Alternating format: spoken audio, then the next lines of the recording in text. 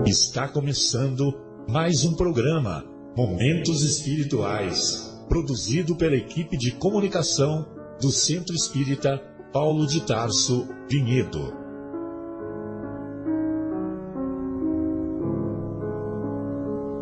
Se guardas contigo o estigma do sofrimento, indagando pela solução dos velhos problemas do ser e da dor, se percebes a nuvem que prenuncia a tormenta e o vórtice traiçoeiro das ondas em que navegas, vem conosco, estudemos a rota de nossa multimilenar romagem no tempo, para sentirmos o calor da flama de nosso próprio espírito, a palpitar, imorredouro na eternidade, e acendendo o lume da esperança, perseveremos juntos, em exaltação de alegria, que Deus, o Pai de infinita bondade, nos traçou a divina destinação para além das estrelas.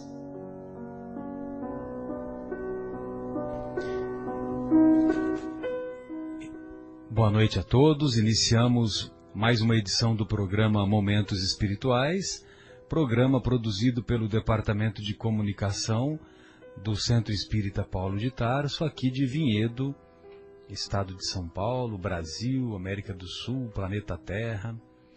E hoje estamos sexta-feira santa, não é dia 13, é dia 14 de abril. Estamos ao vivo, direto do estúdio da Rádio Capela FM 105,9, cujo telefone é 3876-6846, e nos colocamos à disposição para eventuais questionamentos. Estamos acompanhados do nosso querido João, do nosso Fábio, e hoje pilotando a mesa para nós, na agradável companhia do nosso querido Flamínio. Muito obrigado, Flamínio, por nos proporcionar essa honra da sua companhia. Exatamente. Muito bem. Hoje vamos estudar o capítulo 4 de O Evangelho segundo o Espiritismo, capítulo intitulado Ninguém poderá ver o reino de Deus se não nascer de novo. Ninguém poderá ver o reino de Deus se não nascer de novo.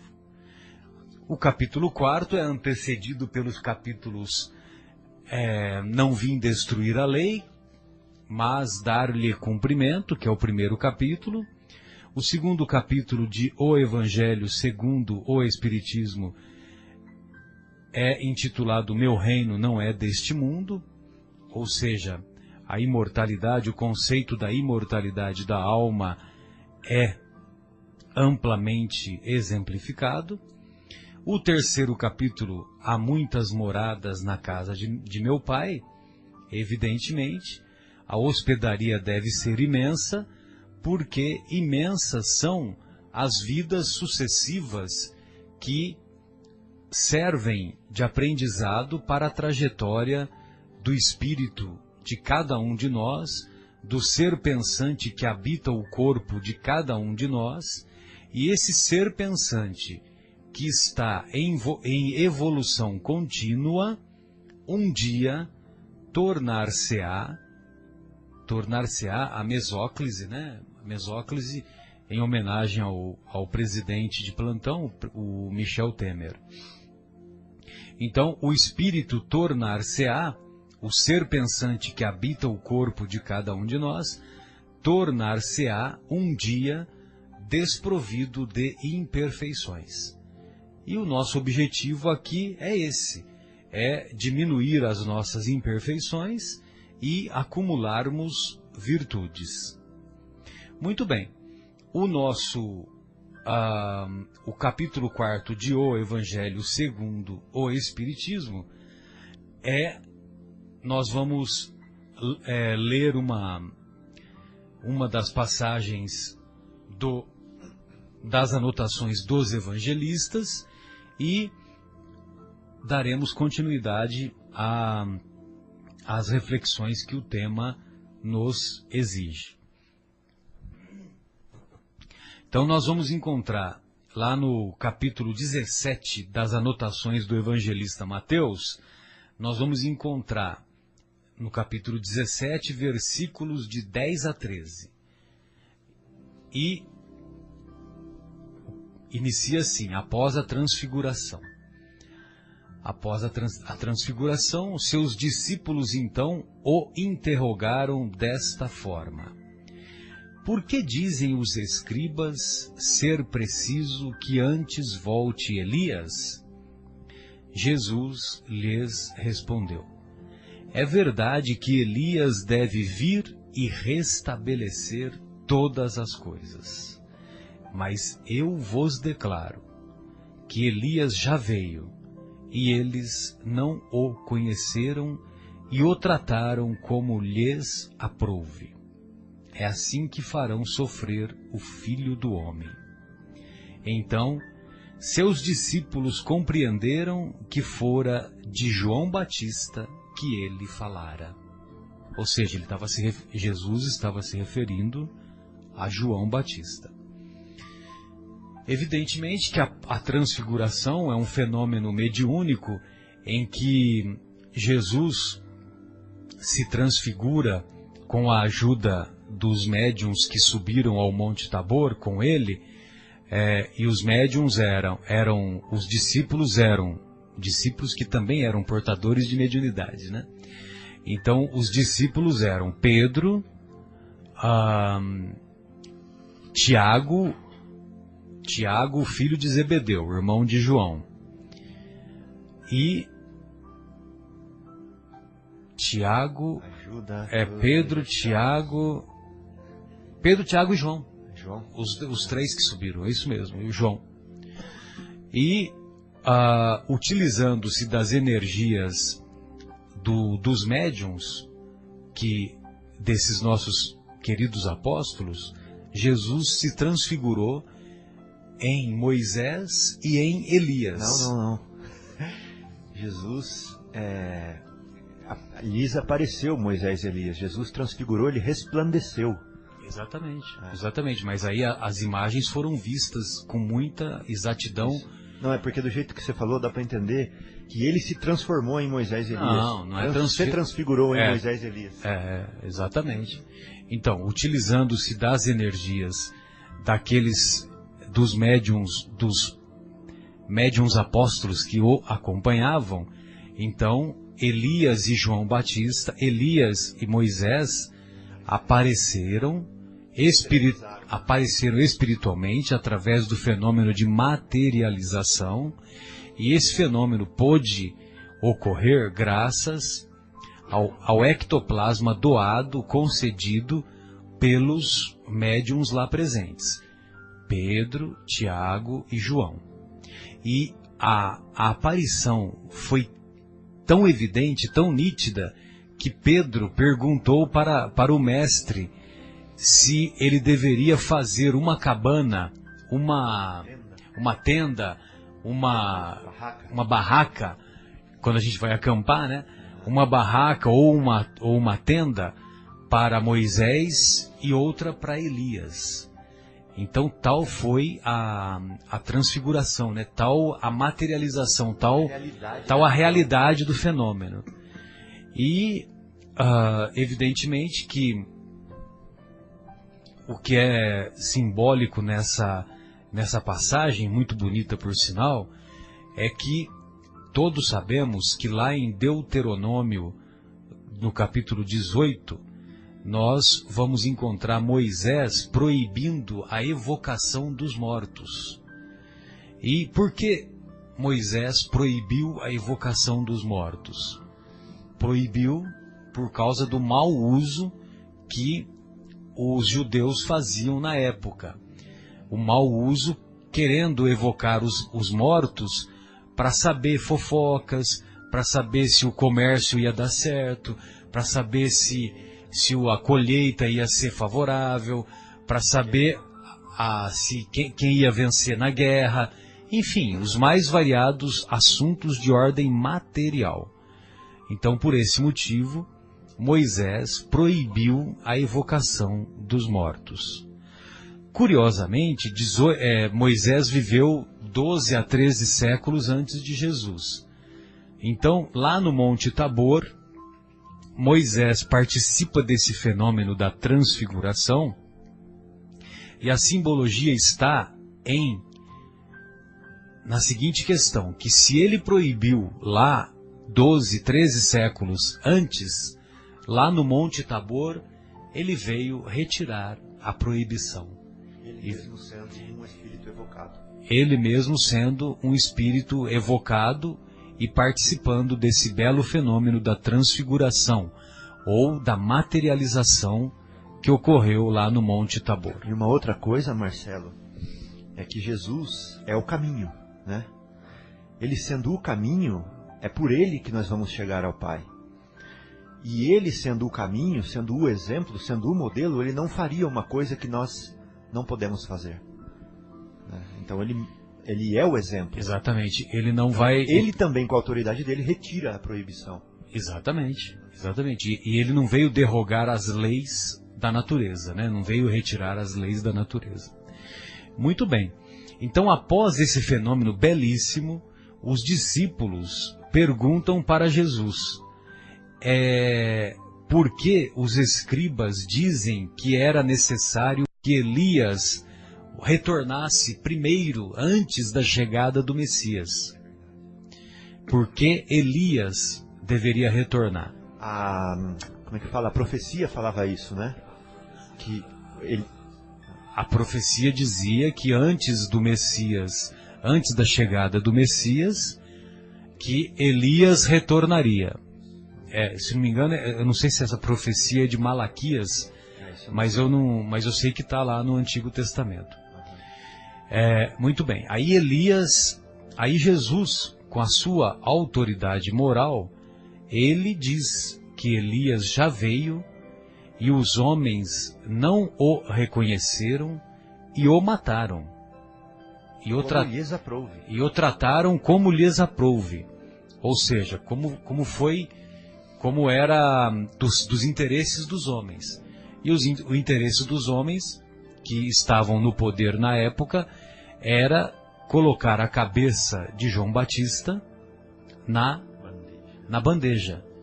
E aí então os discípulos entenderam que Jesus se referia a João Batista.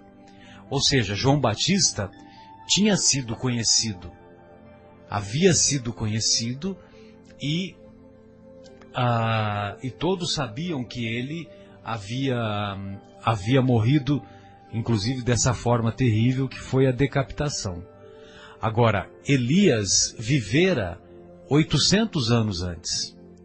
Então, o corpo de Elias era um, e o corpo de João Batista era outro.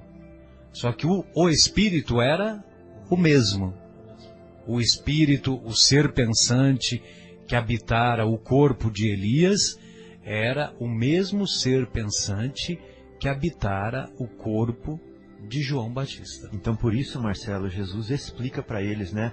Elias já voltou, só que vocês não o reconheceram. Exatamente. E fizeram com ele tudo o que vocês queriam. Aí falaram, então esse Elias que ele está falando é João Batista. Né? Então, o João Batista é o Elias voltando em outro corpo. Exatamente. E curiosamente, João Batista nasceu cerca de 6 meses antes de Jesus.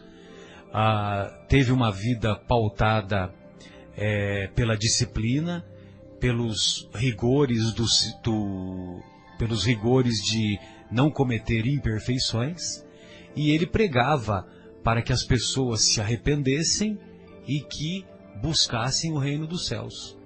E quando as pessoas se arrependiam, ele criou aquele ritual do batismo. Por isso que ele ficou conhecido como João Batista. Então ele criou esse ritual que a pessoa, quando se arrependia, ela mergulhava a cabeça na água, né? No caso era no Rio Jordão, e quando ela voltava da água, então ela voltava com uma outra renovação espiritual. Uma nova vida, uma nova pessoa, né? Uma nova vida, como se fosse um renascimento, mas aí um renascimento simbólico, de propósitos, né? Exato, renascimento de propósitos. Sentimentos, de ideais. Exatamente. E a simbologia é muito bonita, porque quando nós nascemos do líquido amniótico, né? O útero materno é envolvido por grande quantidade de líquido. E esse renascimento simbólico que João Batista fazia também era o batismo, né? Era um renascimento de ideais, de propósitos. Saindo do líquido. Saindo do líquido. E essa água, ela representava para eles, né, desde a Gênese, o começo de tudo, né? Então, o Espírito de Deus pairava sobre as águas, e aí separaram as águas de cima das águas de baixo, e foi da água que tudo veio à vida, né? Então, aí, o João Batista usava o símbolo da água, né, que você também falou do líquido amniótico. Ele usava o símbolo da água para a pessoa ressurgir dali novamente, com essa nova pessoa, o homem novo, e deixando o homem velho para trás. Exatamente, muito bom. João, se você quiser falar alguma coisa, fica à vontade aí, queridão. Então, beleza. Uma outra colocação que nós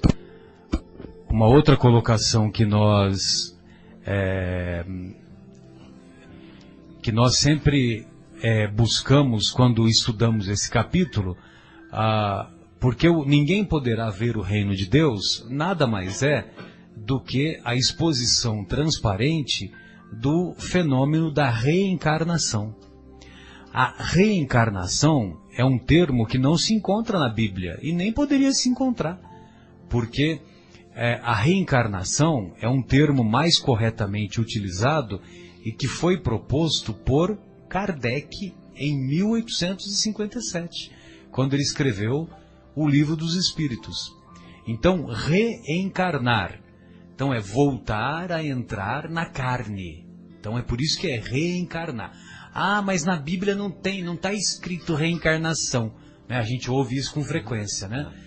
Na Bíblia não está escrito reencarnação porque o termo utilizado é o quê? Ressurreição. É ressurreição. Só que ressurreição, tanto no Antigo Testamento quanto no Novo Testamento, ou tanto na primeira revelação quanto na segunda revelação, tem algumas situações que ressurreição refere-se a ressurgimento. Refere-se por exemplo, uma aparição que seria um fenômeno mediúnico. Ou, em outras vezes, ressurreição.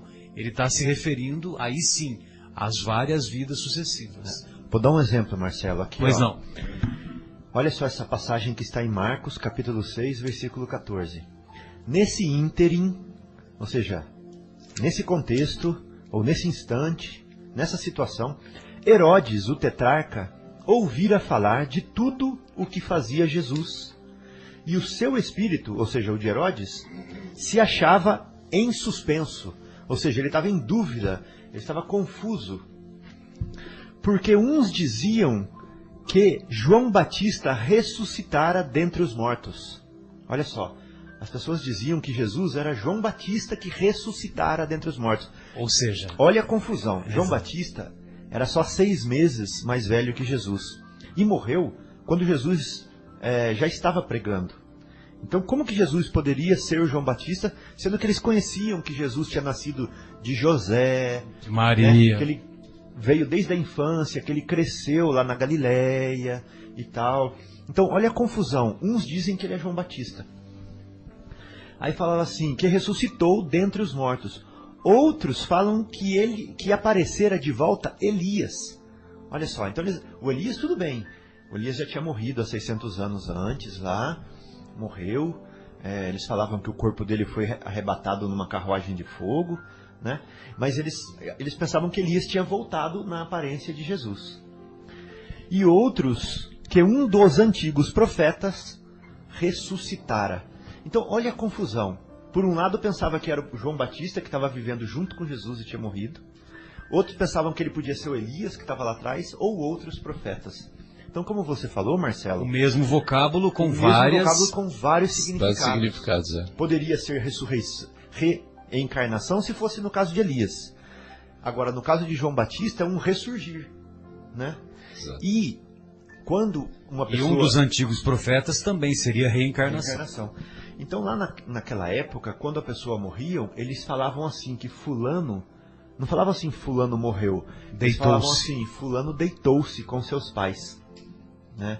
Então, o morrer era deitar-se e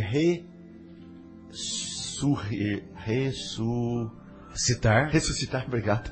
E ressuscitar era levantar-se novamente, né? Então é isso que ela significa, a palavra. Então, no caso... Levantou-se dentre os mortos. Exatamente. Então, a ressurreição é simplesmente uma pessoa que morreu reaparecer. Agora, ela pode reaparecer no mesmo corpo que ela estava, ou ela pode reaparecer em outro corpo, né? Então, um caso seria bem diferente do outro. Só que para eles esse conceito era bastante confuso. Exatamente. E o que era natural, né? Porque, na realidade, foi o que Jesus disse, até a gente comentou na semana passada, né? A gente, naquele momento, tinham coisas muito complexas, né, para a humanidade entender. Ainda era a infância da humanidade. Então, espíritos ainda infantis, vamos chamar assim, em termos de evolução e tudo mais, né, não teria como entender. Então, é muito natural essa confusão, concorda, Fábio? Concordo. Até hoje, né, João, se a gente for ver, nós temos no nosso planeta várias correntes religiosas que atendem aos diversos graus de maturidade espiritual. Exatamente. Né?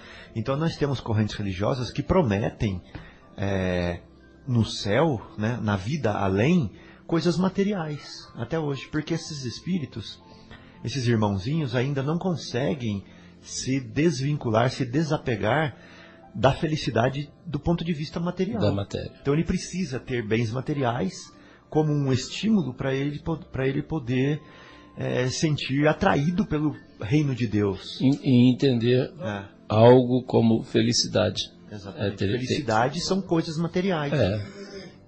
E nós já estamos estudando justamente que felicidade, né, é o desapego material. Exatamente. A gente está aqui tentando exercitar essa questão exatamente do desapego, né, Marcelo? Exato. E nós vamos encontrar na questão 922 o conceito de felicidade relativa na questão 922 de O Livro dos Espíritos. O conceito de felicidade relativa. Porque felicidade absoluta pode esquecer, porque no atual conjunto da obra aqui no nosso planeta não vamos obter. Mas a felicidade relativa... Não só naquele país longínquo, né, naquele país longínquo. Nos outros também. Exatamente. E nós vamos encontrar o conceito que os benfeitores espirituais nos transmitem, que a mim muito me comove, que eles dizem assim, do ponto de vista material, felicidade relativa vocês devem compreender como a posse do necessário. A posse do necessário entra nisso que você está falando, né, Fábio? De nós valorizarmos mais o desapego às coisas materiais do que o apego, né? Então, do ponto de vista material, a posse do necessário. Do ponto de vista moral, olha só, a consciência pura, ou a consciência limpa, e a fé no futuro. Entendeu? Consciência pura e fé no futuro. Ou seja, consciência pura é dever cumprido, né?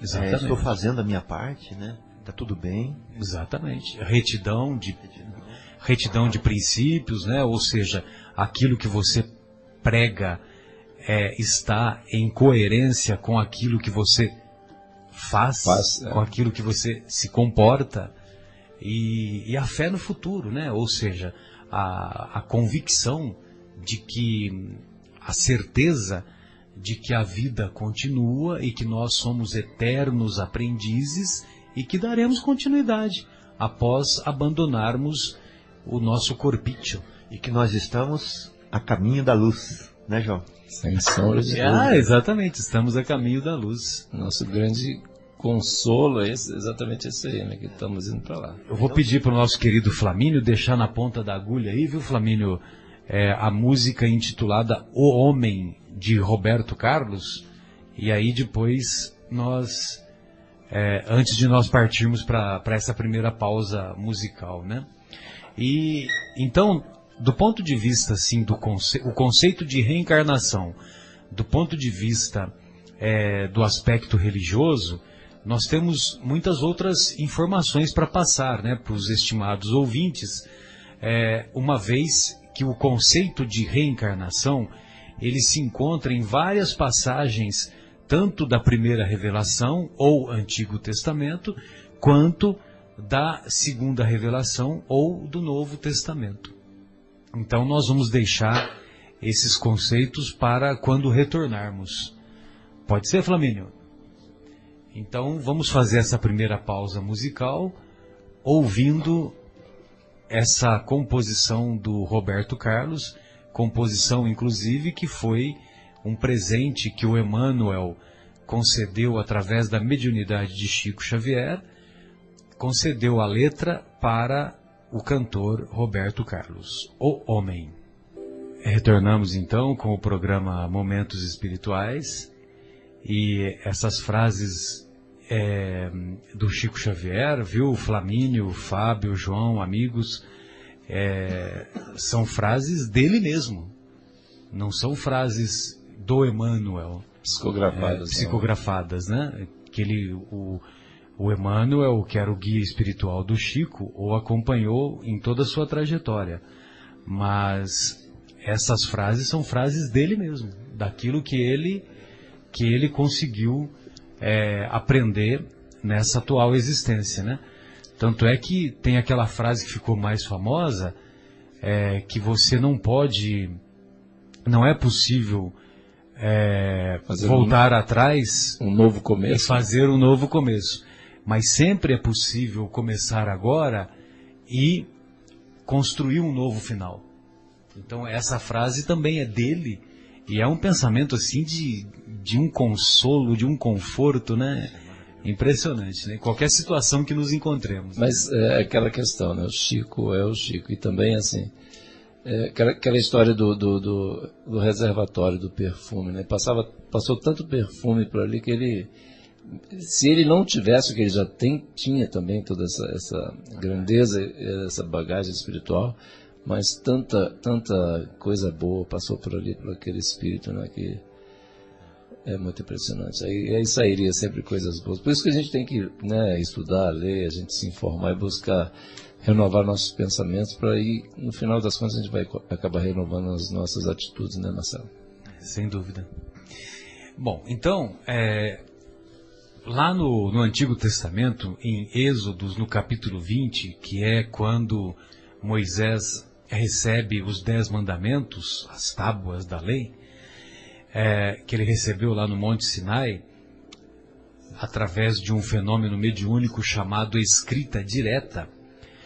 Então, ele começa o primeiro mandamento lá da seguinte maneira: Eu sou o Senhor teu Deus, que te tirei da terra do Egito, da casa da servidão. Não terás outros deuses diante de mim. Não farás para ti imagem esculpida, nem figura alguma do que há em cima no céu, nem embaixo na terra, nem nas águas debaixo da terra. Não te encurvarás diante delas, nem as servirás. Porque eu, o Senhor teu Deus, sou Deus zeloso, que visito a iniquidade dos pais nos filhos até a 3ª e 4ª geração daqueles que me odeiam. E uso de misericórdia com milhares dos que me amam e guardam os meus mandamentos. Milhares de gerações. Aqui está subentendido.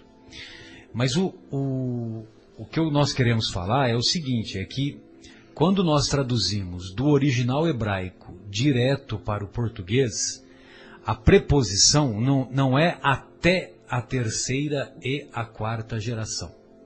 A preposição utilizada é na terceira e quarta geração. Então eu sou Deus zeloso, que visito a iniquidade dos pais nos filhos na terceira e quarta geração, e uso de misericórdia com milhares de gerações, nas gerações daqueles que me amam e guardam os meus mandamentos. Então nós estamos querendo explicar que a preposição utilizada no original hebraico é em mais na, e não até.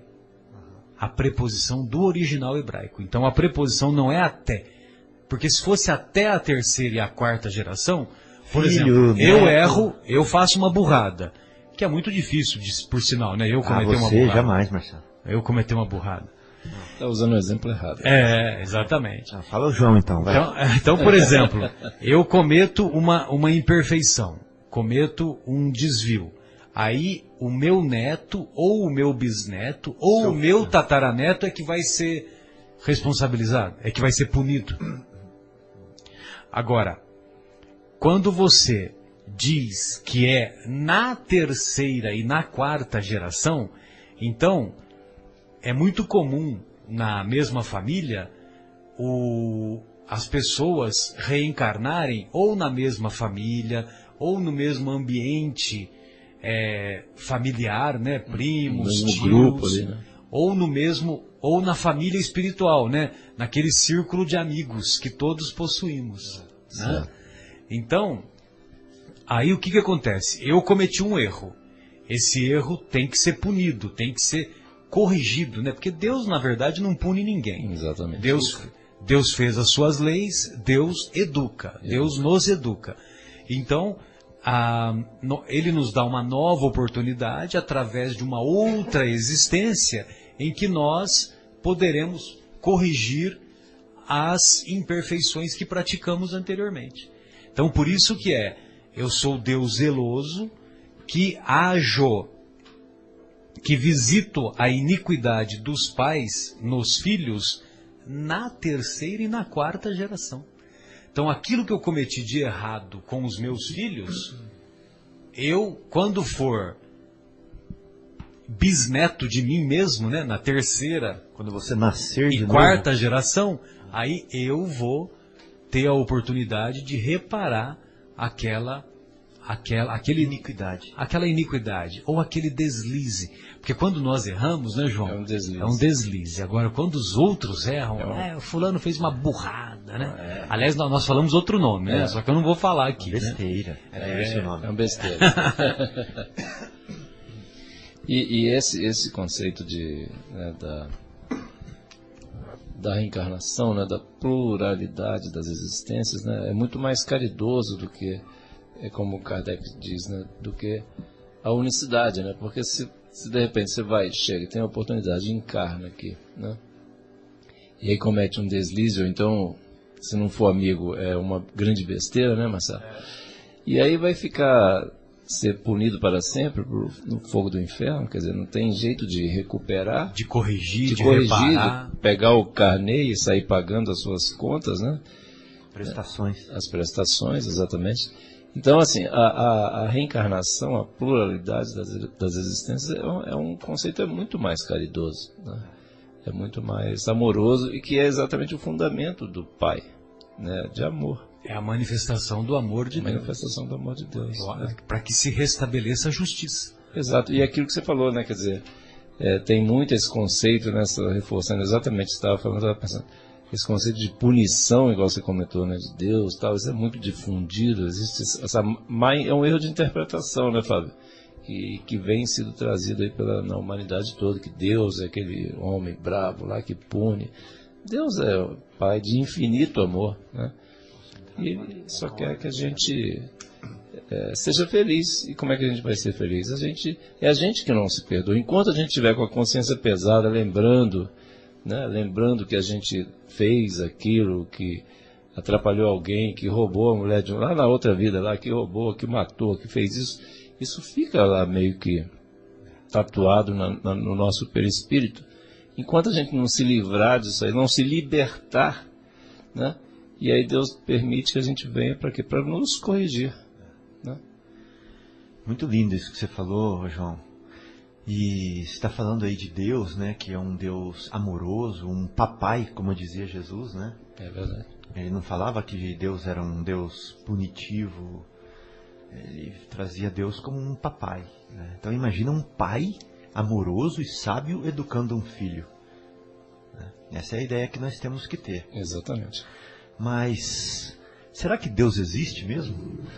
Então. Essa é uma boa pergunta, né, família? Vocês acreditam que Deus existe? Eu não acredito. Eu sei que Deus existe. Agora você matou a charada. Matou a charada. Então, eu acho que é isso que nós temos que ter dentro do nosso coração, né? Não é acreditar, porque aqui no programa Momentos Espirituais nós estamos falando que Deus existe. Não é acreditar porque o pastor fala que existe, porque o padre fala que existe. Não é acreditar. Nós temos que saber que Deus existe. Ter certeza, né? Então, como que a gente pode saber que Deus existe? Vamos olhar a nossa volta, né? E vamos ver a mão dele em tudo. A ordem que existe nesse universo. Porque ordem é o contrário de... Desordem. Exato, desordem ou caos. Ou caos. Né? Então, existe ordem na desordem? No caos? Não. Não existe. Né? E existe desordem ou caos na ordem? Também não. Porque um é o contrário do outro. Onde tem ordem, não tem desordem. Onde tem desordem, não tem ordem. Não é verdade? Exatamente. Então a pergunta que eu faço é a seguinte: será que esse nosso universo maravilhoso, gigante, tem ordem ou não tem ordem? Né? Eu não tenho dúvida nenhuma que tem ordem. Tem ordem. Por quê, Marcelo? Porque tem leis, não tem? E lei não é um atributo da ordem? Então, por exemplo, quando a gente pega o nosso foguetinho e vai lá para a Lua, é tudo calculado. Porque obedece leis os movimentos, né? Qual a força que o foguete vai ter, qual a inclinação, qual a aceleração, né? Quantas voltas ele vai dar antes de aterrissar lá na Lua. Tudo calculado. Por quê? Porque esse movimento, essa trajetória obedece uma lei, né? São as leis da física. Então, estou falando das leis da física, mas existem outras leis. Por exemplo, lei que nós podemos ver da ação e reação. Eu faço alguma coisa para os outros e recebo de volta, né, aquilo que eu fiz para aquela pessoa. Então, o universo ele é regido por leis. E lei não existe lei na desordem, no caos, na bagunça. Então, se existe leis no nosso universo, significa que há ordem. Mas ordem, o que faz a ordem? Vou pedir para o Flamínio, para o Marcelo, para o João, todo mundo tirar o sapato aqui agora. Eu não, porque senão ninguém vai aguentar ficar aqui. Mas todo mundo vai tirar o sapato e vai jogar aqui na sala, né? Tem um monte de gente aqui assistindo, faz de conta. Ficou aquela pilha de sapato aqui. Aí eu falo assim: Flamínio, ordena esses sapatos para mim, por favor. Aí o Flamínio vai pensar assim: ordenar? Por quê? Por tamanho? Por cheiro? Por cor? Por cor? Né? Por sexo? Sexo. Por tipo? Por que você quer que ordena? Tem que ter um propósito, né? Aí eu penso assim, eu falo para ele assim: não, eu quero que você ordena por velho e por novo. Por quê? Porque os velhos nós vamos dar embora e os novos nós vamos ganhar aqui. Sapato novo para quem está com sapato velho. Então tinha um propósito para essa ordem, não tinha? Então, se no nosso universo tem ordem, Marcelo, João, Flamínio, qual é o propósito dessa ordem? Por quê? Qual que é o propósito de tudo isso? Por que nós estamos aqui? Por que o Marcelo existe? Por que a esposa do Marcelo existe? Por que os filhos existem? Por que os pacientes existem? Por que o caixa do supermercado existe? Por que a pessoa lá na Síria existe? Por que Marte existe? Por que Júpiter existe? Por que o Sol existe? Qual que é o propósito de tudo isso? O Espiritismo vem nos mostrar que o propósito de tudo isso é o amor. É o amor. Por que nós estamos aqui nesse programa de rádio agora? Para aprender a amar. Porque Deus é amor. Então nós estamos aqui nas vivências e nas convivências, nas dores, nos suores, nas lágrimas, né? Nas alegrias, para aprender a amar. Tudo o que acontece na nossa vida é para aprender a amar. É para aprender o caminho do papai, que é amor. né? O caminho de Deus. Então Emmanuel nos fala assim, ó, que o amor brilha em tudo e em tudo palpita na mesma vibração de sabedoria e beleza. Então o universo está impregnado de amor. O amor palpita em tudo. Ele é fundamento da vida e é justiça de toda a lei. Olha que coisa linda falar que o amor é fundamento da vida. Impressionante. Então, Flamínio, base de tudo. Você está aqui por causa do amor. Ele é o fundamento da sua vida. João, o amor é o fundamento da sua vida. É verdade. Marcelo, o amor é justiça de toda a lei. Se o Pai é justo, tudo é baseado no amor. Amor. Então aquele pai amoroso, quando ele faz para educar por amor. Né? Agora olha isso aqui lindo, ó. Surge o amor sublime no equilíbrio dos mundos, erguidos à glória da imensidade. Então Júpiter está lá, o Sol está lá, a galáxia está lá, os outros Sírios, as outras constelações estão lá, por amor. Porque existem nessas moradas do Pai muitas vidas se desenvolvendo e aprendendo a amar. E ele surge também o amor, Flamínio, nas flores anônimas esquecidas no campo. Olha que lindo isso. E realmente lindo, né? Quando a gente Então aquela para... florzinha que está esquecida lá naquela árvore, naquele lugar que ninguém vê, está impregnada do amor do Criador. É verdade. Então o amor é o plasma divino com que Deus envolve tudo o que é criado. O amor é o hálito dele mesmo. Impregnando o universo, penetrando o universo. Olha que lindo isso. Nós vemos o amor assim como uma silenciosa esperança do céu. Olha isso, gente. Essa demonstração de que Deus é mineiro, né? É. Silenciosa esperança do céu. O que ela está fazendo? Aguardando a evolução de todos os princípios. Então ele está aguardando pacientemente a sua evolução, João. Aguardando, vai demorar mais. A evolução do Marcelo. Aguardando pacientemente a evolução do traficante, do criminoso, da pessoa que está se prostituindo, né? Do corrupto que está lá, né, comandando aquele país longínquo. E do corruptor também. Fazendo aquelas leis, ambos, né, em favor próprio, dos corruptores. Então, olha só, vemo-lo assim como silenciosa esperança do céu, aguardando a evolução de todos os princípios e respeitando as decisões das consciências.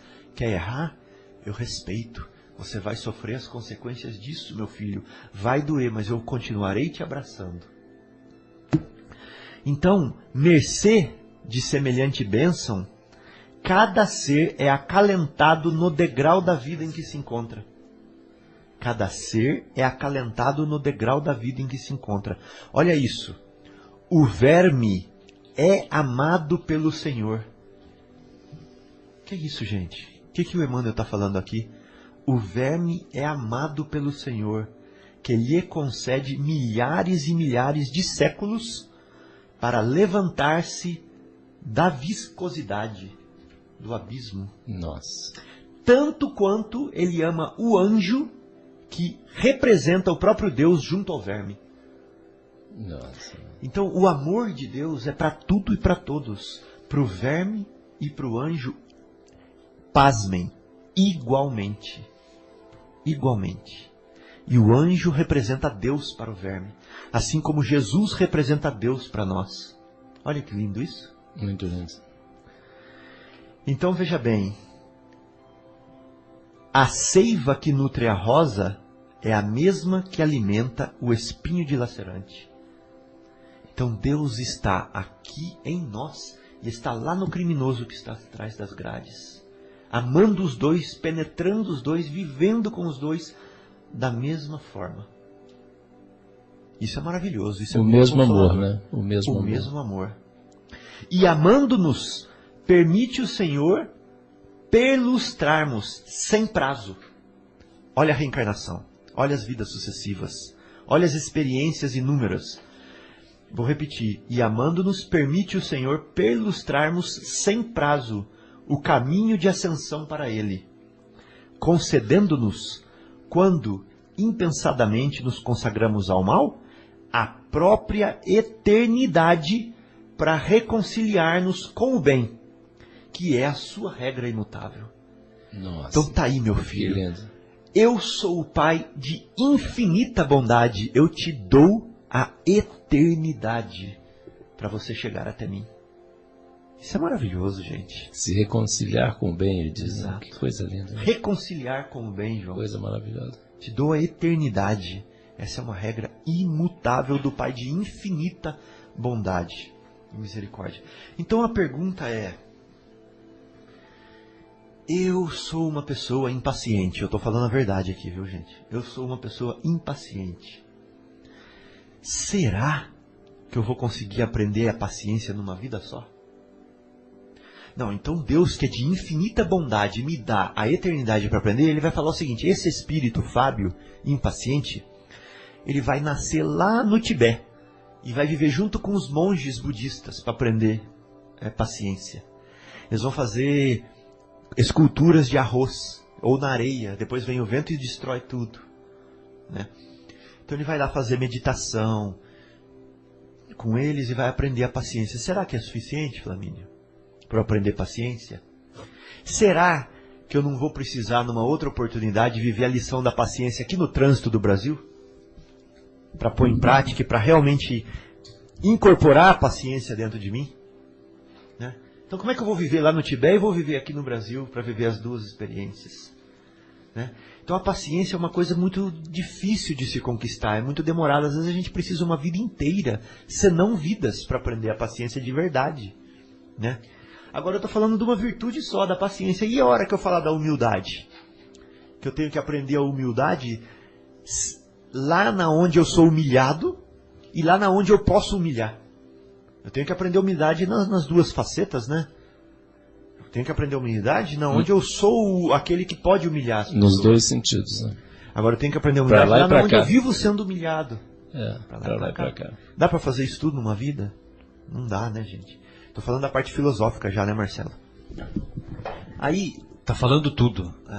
Aí... Tudo é o amor. Eu vou falar outra virtude, por exemplo. Eu quero desenvolver a humildade. A humildade não, acabei de falar. A caridade. Então eu vou desenvolver a caridade como? Eu vou desenvolver a caridade lá na onde eu tenho abundância de bens. Onde eu tenho abundância de conceitos, de ensinamentos, de tudo. Agora eu vou desenvolver a caridade lá na onde eu tenho a carência. Né? Então, gente, são tantas facetas para aprender uma coisa só, que uma vida não é suficiente. Não dá. Não é de jeito Por isso que o Emmanuel fala aqui, João, que amando-nos permite o Senhor perlustrarmos sem prazo o caminho de ascensão para Ele, concedendo-nos a própria eternidade para reconciliar-nos com o bem. Calma, por que reconciliar-nos com o bem? Porque a gente erra. A gente fica perdendo tempo pensando, Flamínio, se o meu carro vai ter, a roda dele vai ter aro 18, 19, 20, 21, 22. E às vezes eu gasto semanas pensando nisso, né? Se eu vou ganhar aquela posição de relevância no meu trabalho, né? Esquecendo de olhar aquela florzinha linda que está impregnada do amor de Deus ali também. Então a gente se desvia, a gente erra a rota, a gente erra o caminho. Por isso que a gente sofre. Né? Por isso que nós precisamos nos reconciliar com o bem. Nós precisamos ver aquela florzinha linda, aquele vento tocando aquela florzinha linda. A gente precisa olhar para aquela pessoa, né, João, igual você falou, como se aquela pessoa fosse o próprio Deus. Olhar com amor no olhar. Aí nós estamos de volta, reconciliados com o bem, que é o amor, né? Reconciliados com o amor. E a gente está errando sem parar. A gente está querendo pôr o tapete preto na nossa sala, né, cheio de felpos, não sei o que depois vai dar rinite na gente, né, que vai ficar cheio de sujeirinha, que vai tirar a nossa paz. A gente está querendo diamante, a gente está querendo ouro. Se entregar ao consumismo, depois ficar endividado, aí... Exatamente, depois não dormir de noite. Aí não dorme porque... Porque a dívida está perseguindo o nosso sonho, nossa tranquilidade. Coisa que a gente mesmo plantou, né? Aí a gente vai atrás de terapias, vai atrás de curas espirituais, né? A gente vai atrás de álcools, de fumaça, para nos tirar, para nos iludir. Os vapores ilusórios. Exatamente. E outras cositas mais, né? A gente vai atrás do sexo desvairado, dos prazeres enervantes. A gente vai fugir da realidade, porque nós não soubemos ir para a essência que nós estamos falando nessa mensagem aqui, que é o amor. Né? E não é à toa que Jesus, quando questionado, né, qual era o maior dos mandamentos, ele disse, né, que amar a Deus sobre todas as coisas e ao próximo como a si mesmo. É isso, o amor é o maior dos mandamentos. A gente sempre, né, vê que aí é o seguinte, toda a doutrina de Jesus, né, é uma variação sobre o mesmo tema chamado amor. Exatamente isso que você está falando aí. Então, Fábio, só uma colocação desse reconciliar-nos com o bem, que muitas pessoas acham que o mal existe. Na verdade, não é o mal que existe. O que existe é a ignorância do bem. Isso. Então, quando nós nos desviamos do bem, lógico que nós vamos praticar o mal. Ou vamos vamos nos desviar do caminho correto. Né? Nos ausentarmos do bem. Exatamente. Então, quer dizer, essa ignorância do bem é que faz que prevaleça o mal ainda em nosso planeta. Sim. Embora, felizmente, muitas coisas estão melhorando. Então, essa reconciliação com o bem é isso, né?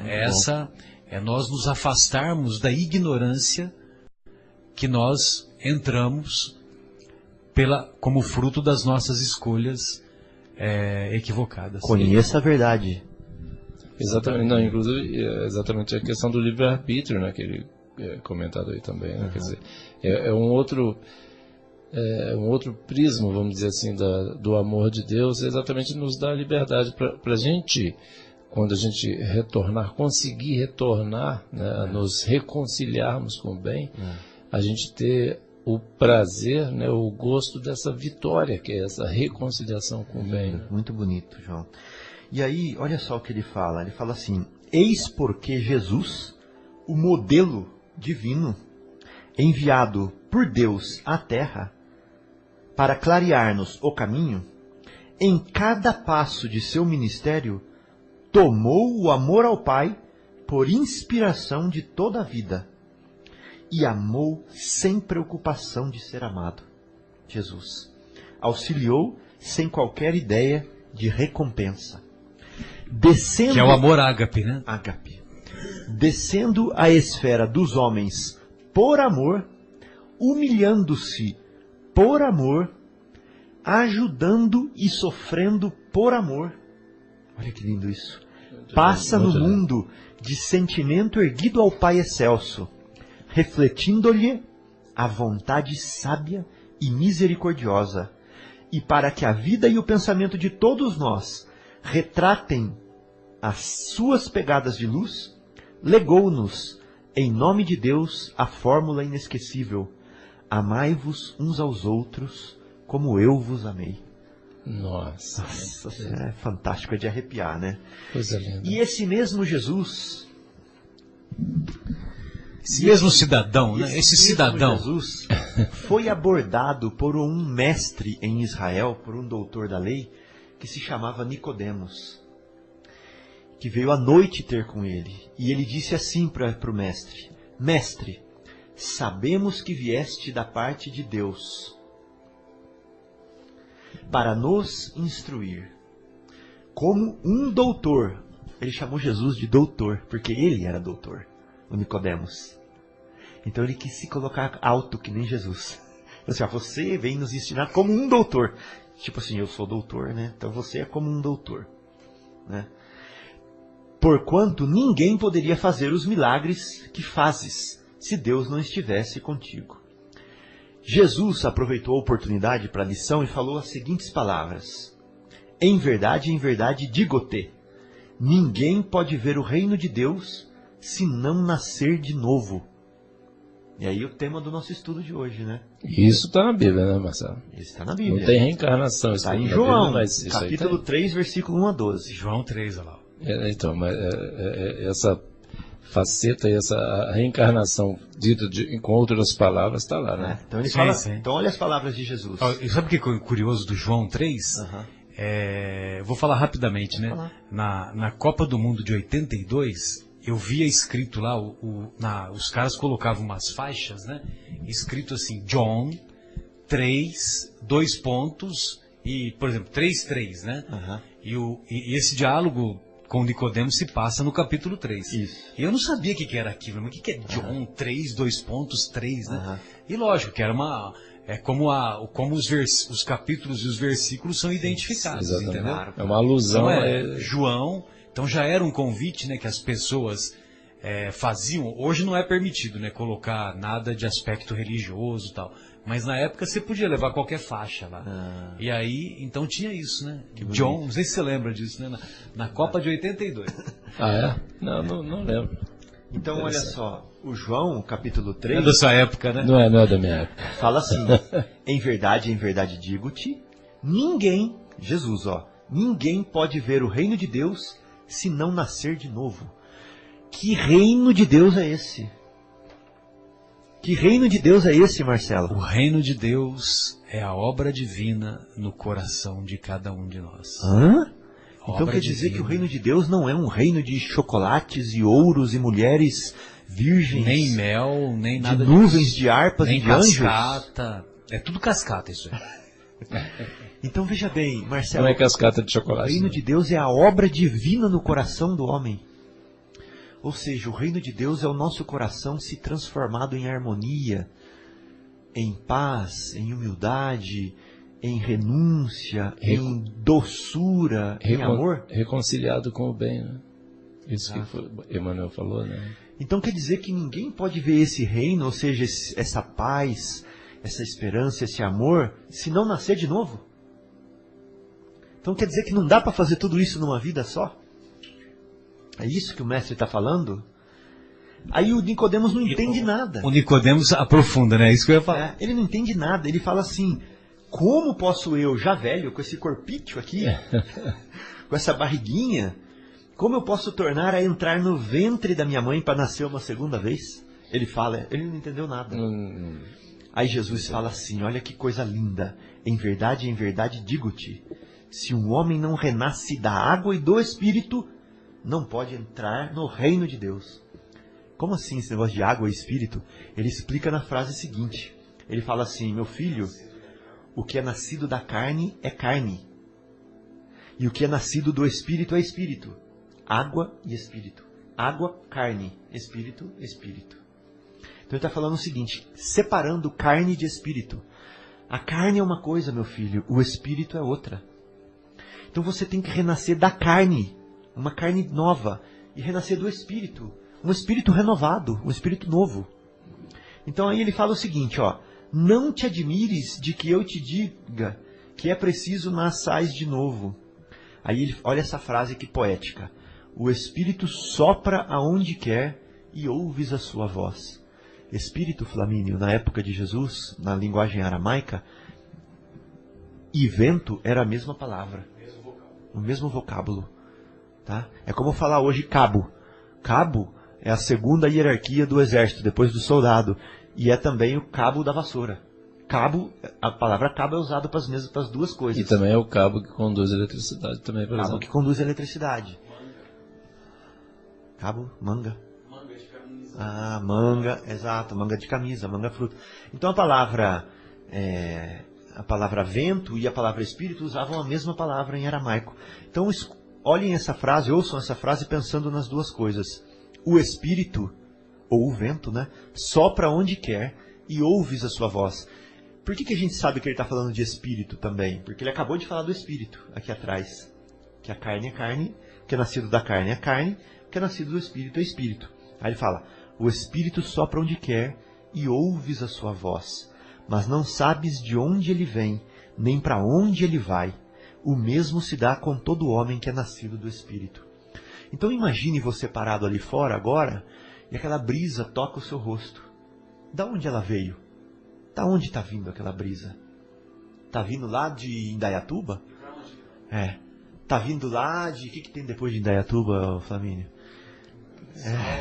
Salto e tudo, não sei. Sorocaba. Da onde vem essa brisa? Não sei. Para onde ela vai, Marcelo? Ela vai ali para Itatiba? Vai lá para... como chama aquela cidade lá? Atibaia? Bragança Paulista? Bragança, Atibaia. Atibaia. Então, nós só sabemos que o vento está aqui tocando a nossa face, mas da onde ele vem, para onde ele vai? O espírito, meu amigo, é diferente da carne, porque a carne você viu de onde ela veio, formou célula a célula ali no ventre da sua mãe, e depois ela vai para debaixo da terra.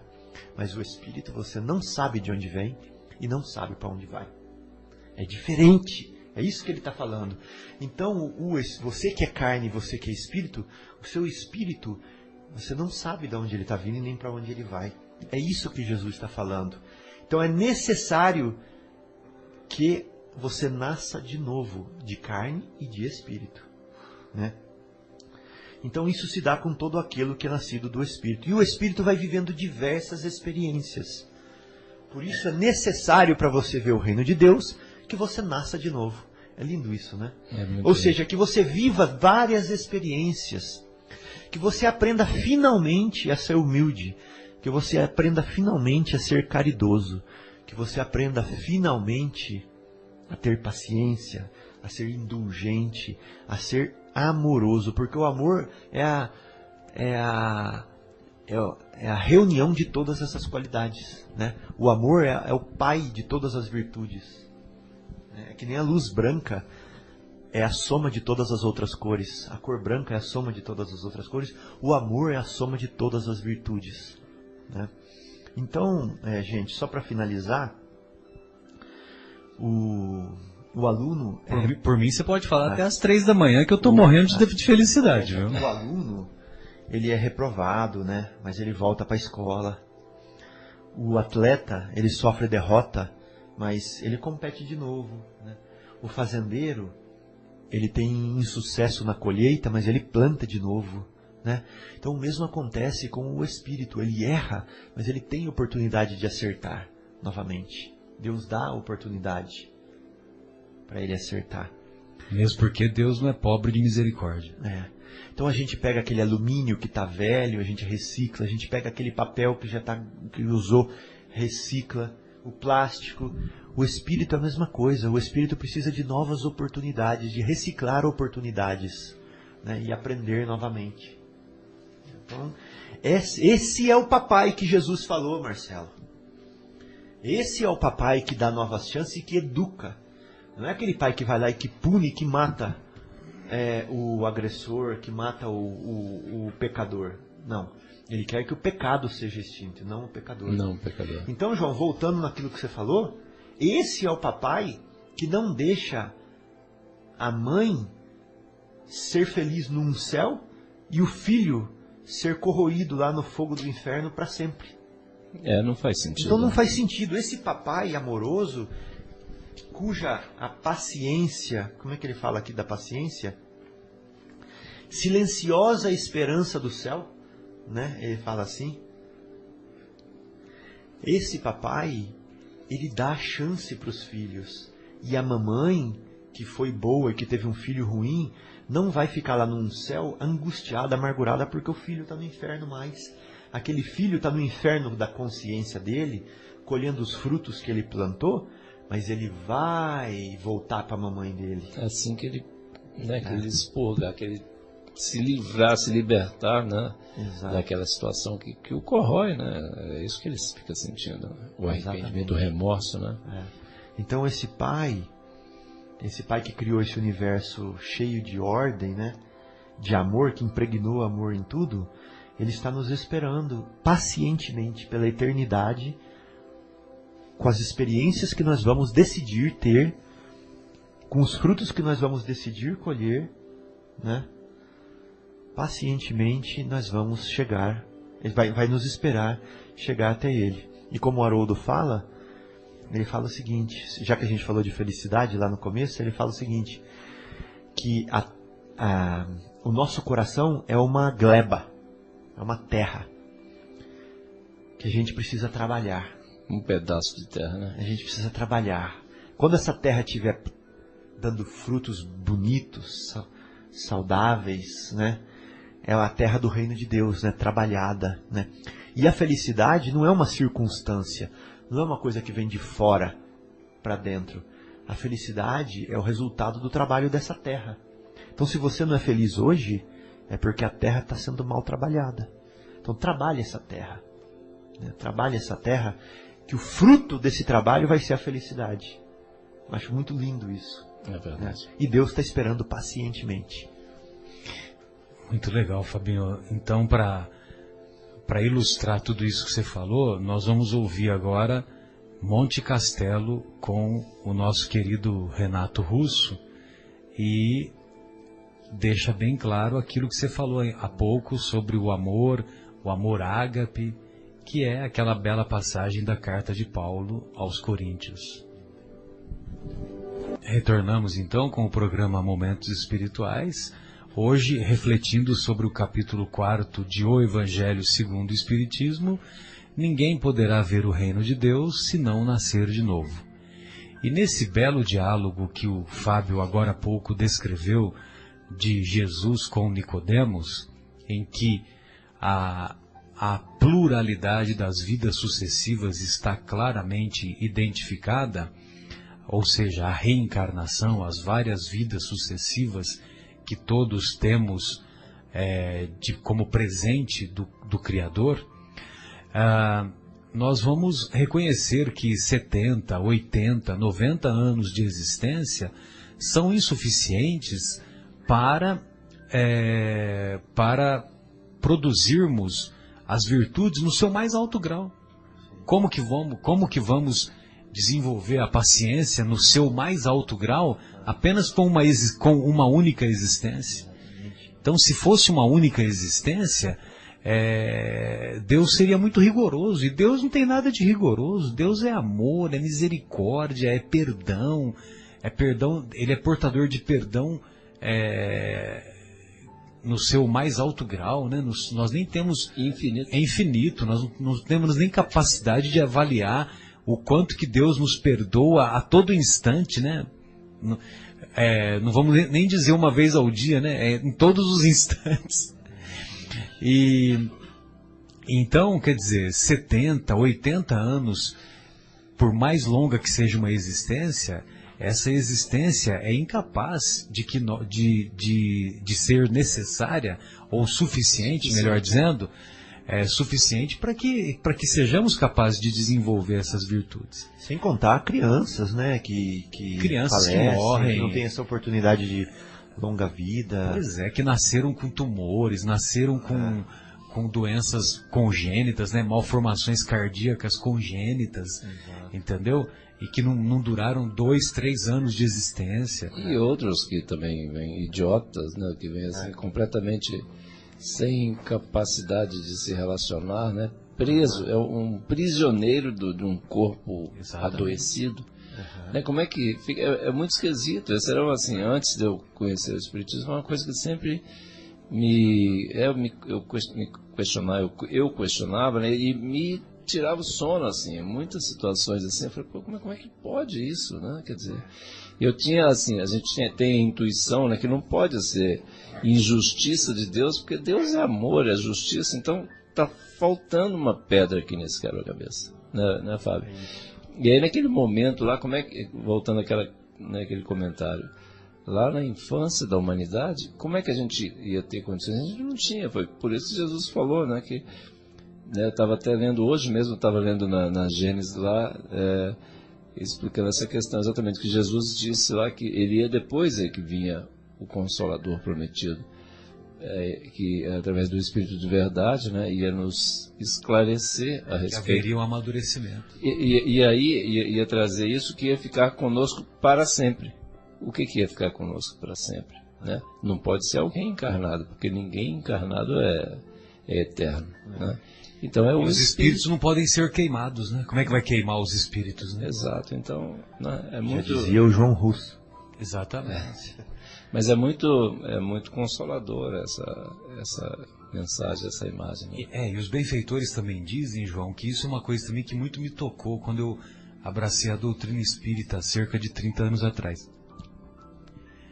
Que é quando ele diz assim que sem a reencarnação, Deus não pode estabelecer a justiça. Com uma única existência, como que Deus vai implantar a justiça? Não dá tempo. Não tem como. Tem como aquele menininho que nasce lá na favela e de criancinha já está com a arma na mão. Exatamente. Não, e vamos pegar lá os políticos de um país longínquo, corruptos, né? Estou falando na favela onde tem traficantes, tá, gente? Sim, sim. Então, por exemplo, você pega os políticos, né? Aí o cara apronta, o cara compra advogados, compra juízes, faz de tudo e não passa, deveria ficar na cadeia a vida inteira, e não passa nem meia hora na frente de um delegado, entendeu? Nem meia hora na frente de um delegado, quanto mais ficar preso, né? Então, até outro dia, nesse país longínquo, era assim. Até outro dia era assim. Hoje nesse país longínquo, nós estamos vendo pessoas poderosas que estão presas já há um bom tempo, por sinal. Mas o que eu quero dizer é o seguinte, é que perdi o que eu ia falar agora, você acredita, cara? Entendi. Isso acontece nas melhores famílias, viu, Marcelo? Até em Paris. Não, mas agora eu lembrei. Então, é o seguinte, o cara apronta, o político, né, faz todas as maracutaias, compra juiz, compra delegado, não fica meia hora na cadeia, deveria ter ficado a vida inteira, e não acontece nada com ele. Ele desencarna e não acontece nada, vai ficar por isso mesmo. Sai numa boa. Cadê a justiça de Deus? Exatamente. Entendeu? Aí, esse mesmo espírito vai chegar lá no mundo espiritual, vai fazer uma avaliação de tudo o que ele fez, tudo que ele praticou, de tudo aquilo que ele é. E aí ele vai falar, meu Deus, quanta burrada. Que ele é por enquanto, né? Que ele está sendo. Está sendo por enquanto. Meu Deus, quanta burrada que eu cometi, que é isso, que é isso? Aí ele vai se arrepender e ele vai sofrer, porque ele vai ver quanto sofrimento ele impôs. É a extensão, às né? Pessoas Exatamente. As pessoas que a atitude dele infeliz provocou, né? O sofrimento que ele provocou às pessoas. Aí esse sofrimento vai estimular com que o desejo dele reparar o mal feito. E aí ele vai se ajoelhar, vai pedir pelo amor de Deus, para Deus dar uma nova oportunidade para que ele corrija. Exatamente. Entendeu? E Marcelo, tem outra. Se ele lá no plano espiritual não foi suficiente ainda para ele aprender o quanto isso dói nos outros, ele pode vir Pro outro lado num país longínquo, do outro lado viver num país longínquo do outro lado da moeda, sofrer, suar a camisa, pagar impostos, ter filhos precisando estudar em escola pública, precisando de hospital, e vai ver um outro que fazia igualzinho ele fazia, acabar com o dinheirinho do imposto que ele paga, colocar no próprio bolso e dar para ele escolas ruins, hospitais ruins, falta de segurança, etc. Aí aquela dor, aquele sofrimento, que é que a gente chama de expiação, né? Vai ensinar. É o troco. Exatamente. É o Aí troco, ele vai né? voltar para isso que você falou. Ele volta lá e vai querer consertar. É o troco. E Exatamente. aí tinha uma querida amiga nossa lá em São Paulo, ela dizia assim, né, que os espíritos também dizem, quer dizer, nós não precisa a gente criticar esse pessoal, porque tem que ter pena, porque o que vão ter que passar, né, para resgatar esse tipo de situações, desvios, essas coisas tristes, né, que a gente vê, de verba de merenda, né, de escola, de hospital, meu Deus. Todas essas mazelas Então, que a gente as observa. mazelas, exatamente. Então, a gente não é nem para a gente tentar acusar, né? E a gente, na realidade, tem que rezar por eles para que despertem o mais rápido possível, porque com certeza, né, o que passar pela justiça aqui da matéria, igual o Marcelo comentou, em que pessoas vamos dizer, que compram porque outros se vendem, né? E e aí conseguir passar imune em algumas situações, né, da justiça terrena, da justiça de Deus não vai passar, né? Que a justiça de Deus, que é exatamente a própria consciência dele, que não vai se perdoar. A hora que ele vê a extensão, como o Marcelo disse, que você disse, né, Fábio, de quantas pessoas sofrendo, né? Ele não vai se perdoar enquanto não conseguir fazer muito. Vai ter que fazer muita coisa boa, se Deus quiser, o mais rápido possível, né? Então, e aí voltando um pouquinho nessa história do diálogo de Jesus com Nicodemos, que é um diálogo belíssimo, né? Tem um outro questionamento que é feito para os espíritas, de alguns irmãos de outras religiões, e nós respeitamos a todas, mas é muito comum esses nossos irmãos dizerem assim: olha, a reencarnação não existe porque Paulo disse em Hebreus 9:27, capítulo 9, versículo 27, que só se morre uma vez. E realmente, Paulo escreveu isso, só se morre uma vez. Acontece que para nós interpretarmos corretamente um versículo da Bíblia, nós temos que avaliar o que antecede, os versículos que antecederam e os versículos que se sucederam. Então, quando você analisa o que Paulo escreveu, que só se morre uma vez, quando você analisa o contexto, ele se refere ao corpo físico. Então, o corpo físico, o CPF do Marcelo, o RG do Fábio, as digitais do João, o título de eleitor do nosso Flamínio... TID de eleitor, como fala lá em Minas. TID de eleitor. TID de eleitor. Então, isso tudo que nós somos, porque o nosso corpo é portador, é individual. E uma vez que o nosso corpo parou de funcionar, realmente ele não vai reviver, né? Não vai reviver novamente com aquele corpo. Não vai reviver. Aquele corpo, a exaustão dos órgãos já demonstrou o final e acabou, não tem conversa. Mas, então, Paulo refere-se que só se morre uma vez aquele corpo. Porque ele está falando daquela vida circunstancial ali, né? Exatamente. Agora, e Paulo falou que só se morre uma vez referindo-se ao corpo, porque ele não poderia contradizer o seu mestre, que é Jesus. Porque Jesus disse, só pode ver o reino de Deus quem nascer de novo. E pode procurar em qualquer epístola. Como você vai nascer de novo se você não morrer? Ou seja, como você vai nascer várias vezes se você não morrer várias vezes? Pois é. E pode procurar em qualquer epístola, ou em quaisquer epístolas de Paulo, pode procurar para ver se Paulo escreveu alguma vez que só se nasce uma vez. Você compreende? Paulo nunca escreveu só se nasce uma vez, porque se ele escrevesse, ele ia contradizer o mestre. Percebe? Ou seja, quando ele diz lá em Hebreus capítulo 9, versículo 27, só se morre uma vez, ele estava se referindo ao corpo físico. Muito bem. Ô João, tem umas mensagens legais, né? Inclusive o Fábio na sua exposição, ele até já citou uma, né?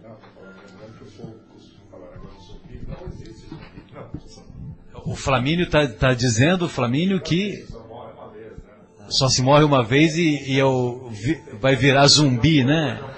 Então, já que o Flamínio falou disso, deixa eu só falar uma coisinha. Fica à vontade. O que é o zumbi, né, Flamínio? O zumbi é aquele corpo deteriorado, podre, já que levanta da terra, né? Exatamente. Então, nós já sabemos que ele é tão deteriorado que ele desaparece, né, Flamínio? O osso aparece, só fica o dente de ouro lá. Os cabelos são os últimos, mas também desaparecem, porque se desfaz tudo.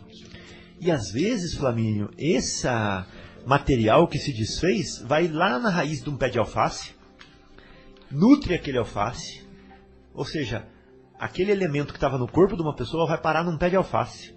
Aí vem a vaca, come o pé de alface. Aí vem a gente e come come a vaca. E vai lá no meu filho que nasceu no meu ventre. Então aquela pessoa, que se eu fosse uma mulher, né, lógico, aquele neném que está com aquele átomo, estava no corpo de uma outra pessoa. Aí ela vai morrer. No dia da ressurreição, esse átomo vai ficar com qual dos dois? Né? Ele vai para o corpo de qual dos dois? Se a ressurreição de corpo existisse de verdade, ia dar uma brigaiada. Porque aqui no planeta Terra, João, muitas pessoas já foram enterradas, já morreram, já passou muita gente. As transformações são infinitas aqui. A quantidade não são infinitas, mas são inúmeras. Muito grande. E o recurso é limitado. Né? Então tem gente que está usando o átomo que estava no corpo de outra pessoa. Quando que já bebeu a mesma água, né? Vai dar briga por aquele átomo. Está bebendo a segunda vez, pela terceira vez a água, a mesma água. Exatamente. Exatamente. Então é isso. Então essa ressurreição de corpo não pode existir. Né? Ela é cientificamente impossível. Então, isso é exatamente porque só com o progresso da ciência, né, que o homem ia chegar à conclusão, com o amadurecimento da humanidade, que ia chegar a essa conclusão. Exatamente. Para poder ficar mais fácil de entender. Entender que a ressurreição de Jesus, João, não foi do corpo. Não é no aspecto do corpo. Foi Jesus em espírito. Levantou-se. Exatamente. Para a vida, ele viveu. As aparições de Jesus foram todas espirituais. Exatamente. Desde a primeira com Madalena. Ele continuou vivendo e em espírito ele se mostrava vivo para as pessoas. Né? Então é isso que nós temos que entender. Né? Que o corpo de Jesus não está por aqui andando escondido em algum lugar, em alguma caverna. Né? Se ele ressuscitou, o corpo dele tem que estar por aí, em algum lugar. Onde que está? Não está escondido em nenhum lugar. É um pensamento muito pueril, né? Essa questão de querer ficar, né, ligado. Onde está lá, procurando o corpo, o manto e não sei o quê. Exatamente. Ele mostrou que a vida continua, ele ressuscitou em espírito. Né? Isso diminui o valor da ressurreição? Não, de jeito. Faz ela ser pior? Não, ela só desmascara o que a gente tem aprendido ao longo de tantos anos, ao longo de tantas vidas até. Né? Mas a ressurreição do Espírito. O Espírito levanta-se, o Espírito continua vivo. Essa que é a ressurreição. E aquela outra passagem de Jesus, quando ele fala que, né, diz que conhecerás a verdade e a verdade vos libertará. Quer dizer, porque é muito complicado realmente não entender uma situação. Igual, por exemplo, tem um tilt lá no Nicodemos, lá, aquela questão lá. Ele fala, como é que eu vou entrar dentro do útero? Voltar para o ventre materno. Né? Quer dizer, não faz. Então deu um tilt, né? Quer dizer, né? Então, mas aí ele explicou, né? Pois é. Sim, e aí eu tenho certeza que o Nicodemos entendeu depois.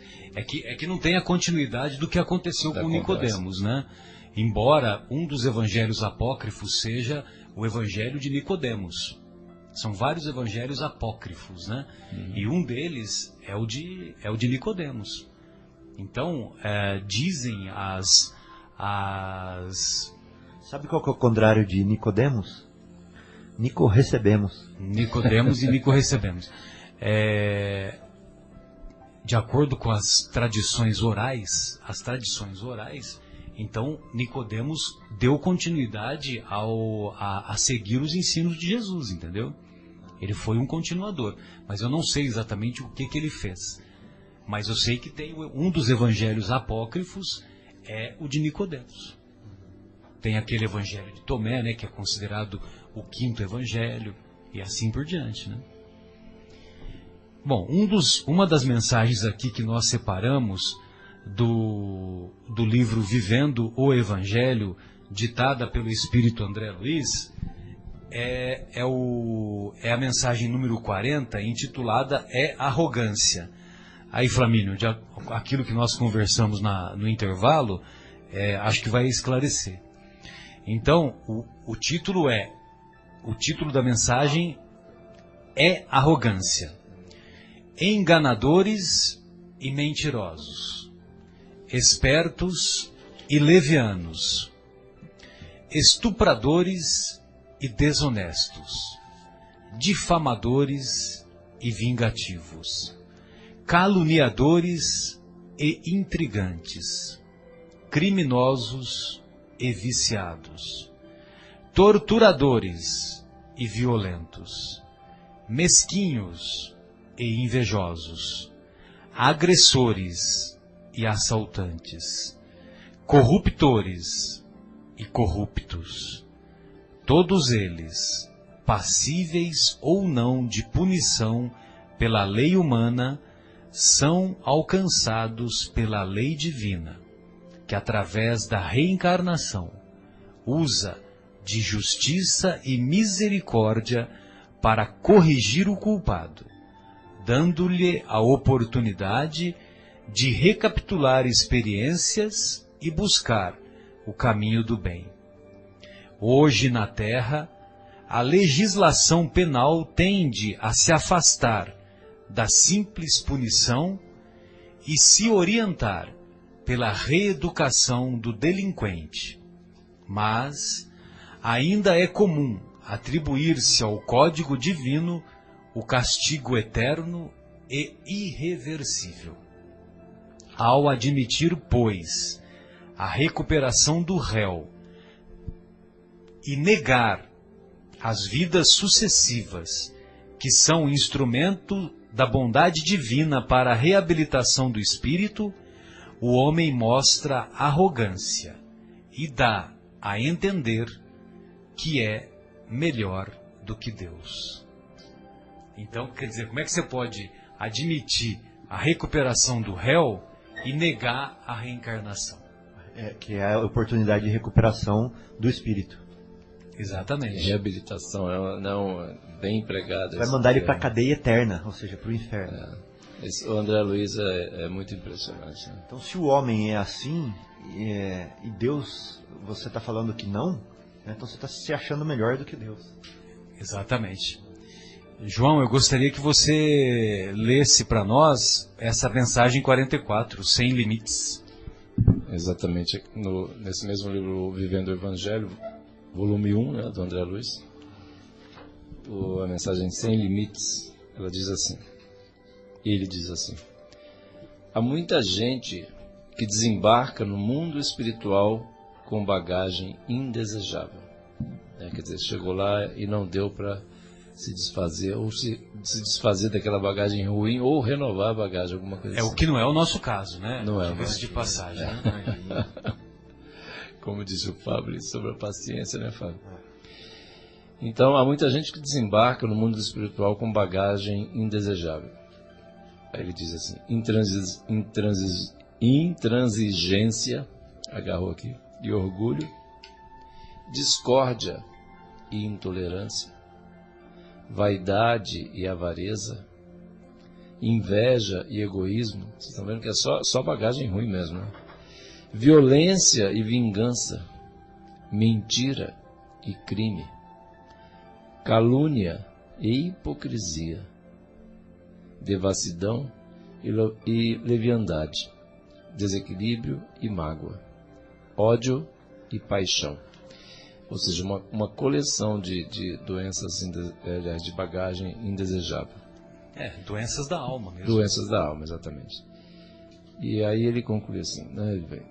Entretanto, tudo isso pode se modificar através da reencarnação. Olha aí a caridade, né? O amor de Deus nos permitindo nos reconciliarmos com o bem. Né? Entretanto, tudo isso pode se modificar através da reencarnação.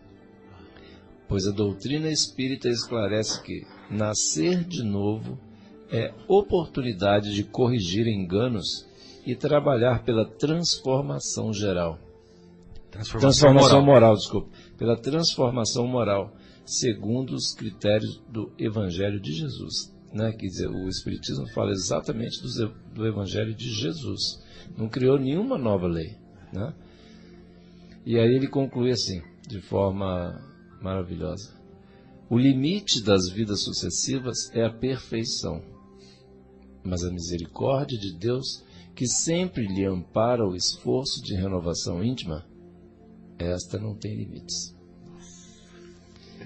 É muito lindo, né? Quer dizer, o André Luiz, né? Vou ler de novo, que é tão forte, tão lindo, vou repetir aqui para a gente aproveitar. Tão esclarecedor. Né? Tão esclarecedor, exatamente. Então, o limite das vidas sucessivas é a perfeição, mas a misericórdia de Deus, que sempre lhe ampara o esforço de renovação íntima, esta não tem limites. Muito maravilhoso. Esse André Luiz é muito lindo. Então, João, quando nós atingirmos a perfeição, nós não mais necessitaremos reencarnar. E não teremos mais essas bagagens indesejáveis. Né? Exatamente. Então não vai precisar mais reencarnar. Né? Já vai ser mais tranquilo, sem esses sofrimentos que a gente está acostumado aqui. Né? Aí, mas nós poderemos reencarnar como missionários. Né? Como Jesus fez, né? Porque a única vez que Jesus encarnou no planeta Terra foi há 2000 anos. Exatamente. E ele encarnou com o objetivo de mostrar como é que faz. Né? De nos ensinar como é que faz. E foi a única vez, né? E outros também, espíritos, né? Que ele enviou vários em missão aqui para nos amparar. Tem enviado sempre, né? Tem enviado sempre. O Chico foi um, né? Exatamente. Chico, meu Deus, Gandhi, sem número aí, Dalai Lama, Albert Schwartzman, meu Deus, tem inúmeras pessoas. Inúmeras, felizmente, né? Graças a Deus. Né? Mas, assim como, o que eu quero dizer é o seguinte, né? Quando você atinge o limite, quando você atinge a perfeição, então você não mais terá a obrigatoriedade de reencarnar, porque você já aprendeu tudo que tinha que aprender. Aí agora você vai passar a ser um professor. Né? Como então se eu tivesse adquirido a paciência no mais alto grau. Infalível. Exatamente. Pode qualquer situação testar a minha paciência e ela nunca mais vai vacilar. Exatamente. Então eu não tenho mais necessidade de viver as experiências da matéria para estimular a minha paciência. Que ela já é. Para testar, para ver se está tudo certo. É verdade. Você vai dar a missão, por exemplo, nas mãos do Chico Xavier. O Chico Xavier, ele não precisaria de substituto, porque já era sabido de antemão que ele não faliria na sua missão. Entendeu? O Kardec, como é um espírito muito elevado, de escola, né? De escola, ele também não faliria na sua missão. Agora, nós outros aí já muda de figura, né? Nós já somos mais suscetíveis a falir em nossas missões. E, evidentemente, infelizmente, se nós partirmos para essa falência da nossa missão, outros substitutos aparecerão. Né? Então, por exemplo, eu me separo, 10 anos atrás eu teria me separado da minha esposa. E aí os meus filhos estariam menores, estariam com 17 anos, 14, enfim, né? Na época que você se separou. Na época que eu teria me separado. Então, apareceria na convivência deles alguém que faria o meu papel. Né? Mesmo, lógico que se eu viesse a me separar, eu procuraria manter uma convivência e tal, mas não seria a mesma coisa. Não seria. Possivelmente a minha esposa conheceria outra pessoa, possivelmente ela se casaria novamente. Estou dando um exemplo, né? É evidente, né? Então, quer dizer, aquela minha missão que eu me propus a cumprir ficou pela metade. Ficou pela metade, então outra pessoa provavelmente preencheria esse vácuo. Verdade. Ou outra situação, né? Ou outra situação. É verdade. Então, companheiros, nós estamos aqui já dando o nosso horário. Se vocês quiserem fazer mais algumas observações, eu vou deixar à vontade. Senão, nós podemos partir para as nossas despedidas. A observação que eu queria fazer, né, já que a gente sabe que nós temos vidas sucessivas e que nós nascemos de novo para viver diversas oportunidades, é que nós observemos quais são as pessoas que estão vivendo de novo ao nosso lado. Né? Não são pessoas que estão ao acaso do nosso lado. São pessoas que têm na sua rota, no seu caminho, né, planos, que têm dificuldades, que têm afazeres, que têm sonhos ou ilusões parecidas com as nossas. Afins, que têm débitos às vezes parecidos com os nossos, que têm vínculos conosco. Né? Então nós temos que olhar para essas pessoas, às vezes elas convivem conosco em casa, às vezes elas convivem conosco no trabalho, ou no ambiente religioso, ou na escola, né? Nós temos que olhar para essas pessoas com olhos de amor, né? E com olhos de oportunidade de melhorar, se nós temos dificuldades no relacionamento com elas, né? Então, esse é um convite, vamos dizer assim, bem objetivo, para nós já sairmos daqui depois desse programa e já começar a aplicar em alguma coisa nas nossas vidas, né? Olhar para nossa mãe, se a gente tem dificuldade com ela, e falar assim: essa é uma irmã amada por Deus, da mesma forma que eu sou amado por Deus, e nós dois vamos chegar até o Pai pelos caminhos que nós escolhermos. Não importa, né? Então eu vou olhar para ela com todos esses desvios, com todos esses erros que ela pode estar cometendo, e falar assim: minha irmã, quem não erra? Quem não erra? Né? Eu te acolho também no meu amor, eu te acolho na minha compreensão, eu te acolho no perdão, né? Porque eu também tenho errado. Então, com isso, nós vamos consertar os nossos relacionamentos e parar de insistir nos erros e ficar naquela roda que os budistas chamam de samsara, né? Aquela roda da vida que a gente erra, vai lá e volta de novo, erra, vai lá e volta de novo. A gente sai dessa roda, né? E a gente se liberta. Então é um pequeno convite. E dentro daquela linha, né, que já foi comentado aqui também, é o seguinte: estava refletindo aqui. Nos vários livros, né, de André Luiz, ele cita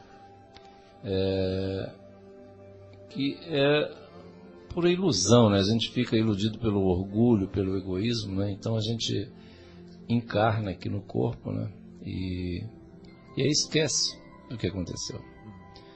E em muitas, né, nos livros de André Luiz, e em reuniões também de esclarecimento de espíritos, né? A gente já teve oportunidade de ver o quanto essa ilusão, o estrago que faz toda essa ilusão. E aí vários espíritos ficam e aí se matam, um passa, vamos dizer, numa encarnação, um prejudica o outro, na outra o outro prejudica um, e fica aquele negócio, tal. E aí chega lá o espírito do outro lado, né, desperdiçando uma encarnação que deu um trabalho miserável para acontecer, né? Teve que convencer uma mãe, convencer um pai. Olha quantas vezes almoçou, tomou café, né, leite, queijo, pão, né? Essa hora que a gente para pensar, é um negócio maluco, né? E chega do outro lado, né? E o espírito está lá, vamos dizer, desencarna um primeiro, né? E fica lá obsidiando, não sei o que, não, porque ele me fez isso, aquilo, outro, tal. Aí os espíritos, naquela bondade, mostram para ele, falam assim: olha aqui, aconteceu isso nessa vida, porque lá atrás, foi você que fez.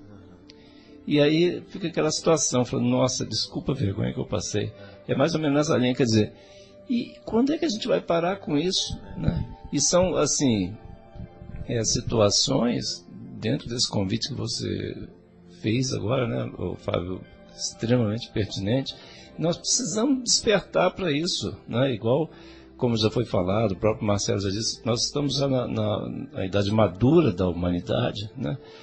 Nós temos que parar com essa questão, né, de ficar marcando passo, ficar revidando aquela mensagem do revide, né, que foi comentado na semana passada.